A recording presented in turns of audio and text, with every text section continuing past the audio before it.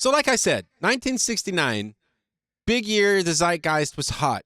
The reason why Harry Parch was finally getting noticed was because, I don't want to say specifically because of this guy, but this guy was a kind of a top dog, if you will.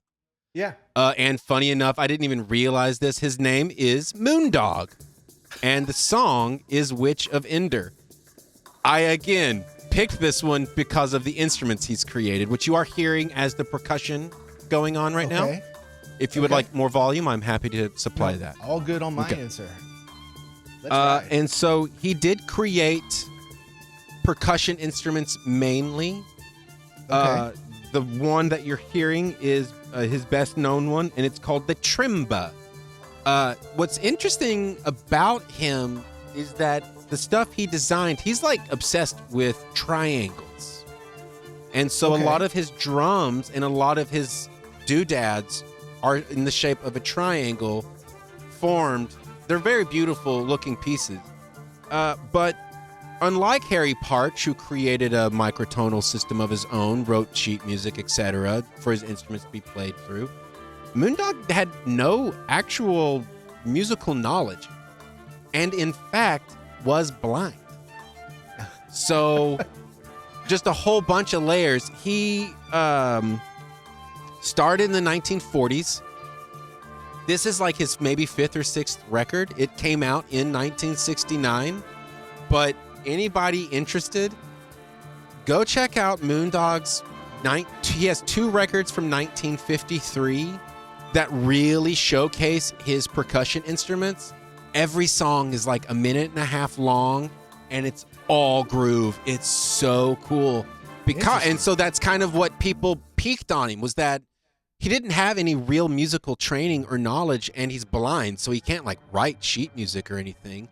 He actually did have a wife who helped him with a lot of stuff like that. But they loved him because of his rhythms. But before we get there, gosh, there's so much about this dude. Look at this. This is my notes on Moondog. Oh, it's massive. He's You've an incredible been doing human some being. Research, my man. Yeah, I went crazy because I was like, the instrument is all that matters. These are the pets. I must treat them with care. But so that's a little bit of Moondog, right? Here's the name of some of his instruments. They are the oo, that's 2 O's. There's the Uyatsu. There's the Hus, which is actually Scandinavian for house. Oh, okay. So I'm probably saying it wrong, but it's H-U with an umlaut and an S. The Dragon's Teeth. Those are triangle percussion instruments that you're hearing as like the bongo conga sound. Oh, okay. He has the tuji, the uni, the utsu, the hexagonal drums, and the troubadour harp, which is really like an Irish harp. It's a harp that he can't modified. find because it keeps walking away. Yeah, it's just running away. Like, I must sing and leave. But so what's very also cool about him is that he only ever had one student, and that student is who is playing the percussion in these pieces. That dude's name is Stefan Lakatos, and was a Swedish percussionist. Did you say lactose?